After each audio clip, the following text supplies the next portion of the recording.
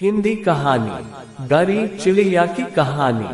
दोस्तों, गरीब चिड़िया की कहानी जो गरीबी से जूझ रही थी और कोई भी साथ नहीं दे रहा था। कहानी अच्छी लगे तो चैनल को सब्सक्राइब करें और बेल आइकन को प्रेस करें ताकि कोई भी नई वीडियो आप तक जरूर पहुंचे।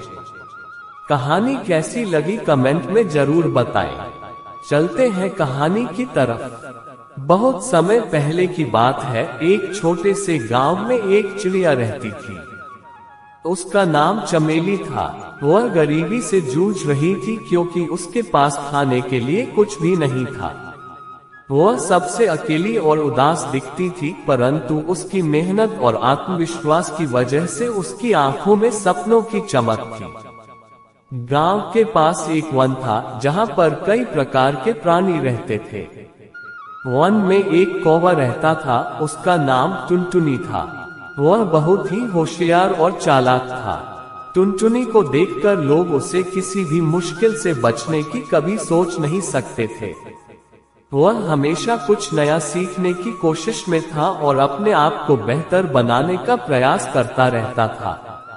एक दिन चमेली ने टुनटुनी को देखा जो कुछ खोज रहा था। चमेली ने उससे पूछा, टुनटुनी, तुम क्या ढूंढ रहे हो? टुनटुनी ने उत्तर दिया, मैं खाना ढूंढ रहा हूँ। मुझे अपनी गरीबी से बाहर निकलना है। चमेली की आंखों में भी आंसू थे क्योंकि उसके भी पास खाने के लिए कुछ नहीं था। चमेली और टुनटुनी ने मिलकर मिलाने का निश्चय किया कि वे साथ मिलकर कुछ करेंगे।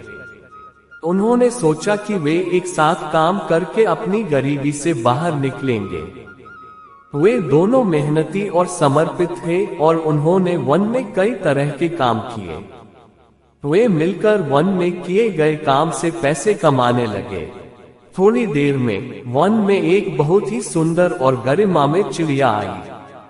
उसका नाम गरिमा था। वह चमेली और टुनटुनी के पैसे कमाने के तरीके सुनकर चौंक गई।